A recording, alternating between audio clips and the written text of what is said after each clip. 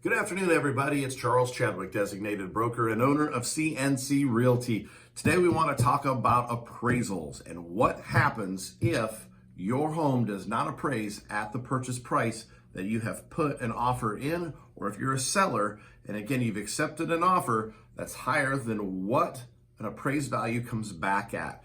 Now, number one thing that you need to look at is going to be the contract in itself, the addendums, depending on the type of loan, FHA, VA, that are government backed. There's specific addendums talking about the appraised value into there. We're going to set all of that aside for a quick second, and I'll come back to that.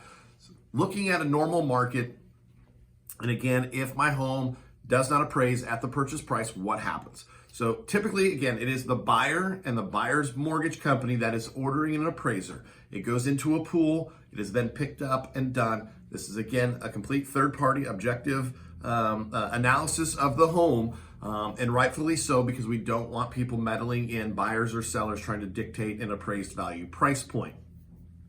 Either way, it gets picked up, the appraised value comes back. Typically then, from the buyer's perspective, if it comes in less than what I said the home needed to appraise, or again, our purchase price was, here's my options. Is one, go back to the seller and say, Mr. Seller, the home only appraised at X. This is all I'm willing to pay for that particular property. Two, we really like the home. We're going to go ahead and pay that appraised value, or the purchase price, even though it's more than the appraised value. Or three, Mr. Seller, it only appraised here. We came in with a purchase price here. We still really want this home. Can we make a negotiation here and find some common ground? We'll come up with a little bit of additional cash. You come down on that purchase price, and let's continue to move things forward. From there, the seller then can respond in the same three manners. That's fine. Appraised value, it is what it is. We're going to sell the home at that particular price. Two, we're going to stand our ground. Your purchase price was here. We understand it only appraised here. I think we can go back out on the market and actually find somebody that's willing to pay that. Again, given the circumstance of the market, the home, the location, condition, all of that's going to come into play on how hard you want to play ball, sellers. So again, keep that in mind. And then three, again, we're all trying to reach that common ground, meet in the middle, and again, let's move this sale forward. Today's market, we're seeing craziness. Again, purchase prices well above market value. Then coming in and appraisals are coming in less than what purchase prices are. So again, it just depends on what the contract is written at.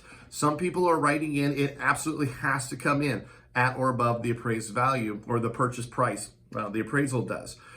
Some are writing in, if it doesn't come in, we're willing to pay X amount of dollars over appraised value, but not the new, the original purchase price. And some are saying, listen, we'll make up whatever the difference is between appraised value and the purchase price because I want this home, we're getting in, and again, I'll come up with the cash difference.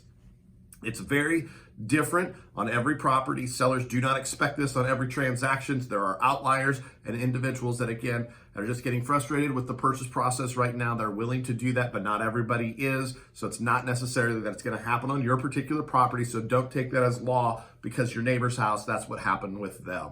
So again, there's a lot of things that go on with this. Again, with addendums, if you're accepting an FHA or a VA loan, they have an addendum that says, the government will not approve this loan unless it appraises at a specific amount. Now, that doesn't preclude the buyer from continuing to move forward.